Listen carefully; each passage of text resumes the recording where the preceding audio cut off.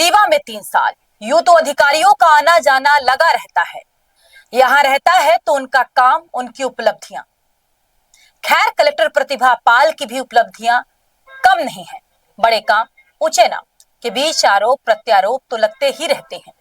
अब कहीं दबाव में काम करने पर गलतियां भी हो जाती हैं, लेकिन इससे कोई फर्क नहीं पड़ता क्योंकि उनका कार्यकाल तो बीत ही जाता है। ठीक उसी प्रकार कलेक्टर साहिबा का भी सुखद कार्यकाल पूरा हुआ। रीवा में कलेक्टर प्रतिभा पाल कभी लोगों के लिए आशा की किरण बनकर आई और रीवा में गतिविधियों का दौर शुरू हुआ। लोगों के बीच अच्छे काम, समस्याओं के निवारण में तत्परता दिखाने को मिली, लेकिन समय बदलते देर नहीं लगती। समय तो यहाँ तक बदला कि कलेक्टर साहिबा को हाई कोर्ट तक में उपस्थित होना पड़ा। यह मामला था किसान की जमीन से जुड़ा मुआवजे के आदेश पर कोर्ट की अवमानना का। कोर्ट में कलेक्टर साहिबा को उपस्थित होना था, पर व्यक्तिगत कारणों का हवाला देकर कलेक्टर प्रतिभा पाल ने जूनियर अधिकारी को भेज दिया।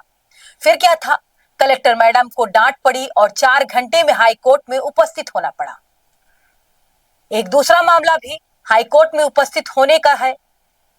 कारण रीवा के पुरास में सरकारी जमीन में राजस्व विभाग के गोंच-पोंच की जांच करना था।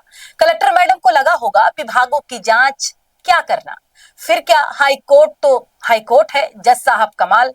फिलहाल कलेक्टर मैडम को फिर कोर्ट में उपस्थित होना पड़ा। ऐसे कई मामले हैं जो उनकी कार्यशैली पर सवाल खड़े करते हैं, जिसमें सीएम हेल्पलाइन और जांच के कई मामले शामिल हैं।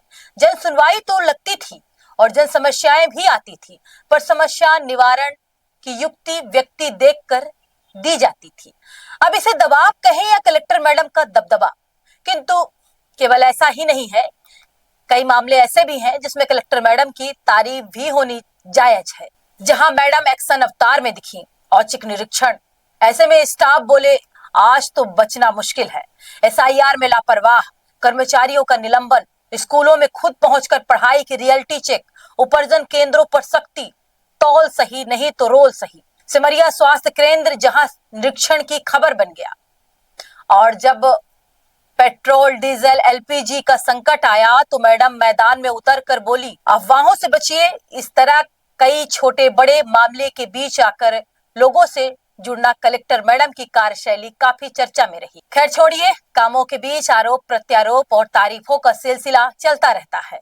अब हमारे कलेक्टर प्रतिभा पाल जी का तबादला हो चुका है और वो रीवा के पूर्व कलेक्टर और सागर जिले की नवागत कलेक्टर के रूप में दिखेंगी। वहीं बैतूल जिले के पूर्व कलेक्टर हमारे रीवा के नवागत कलेक्टर नरेंद्र सूर्यवंशी होंगे।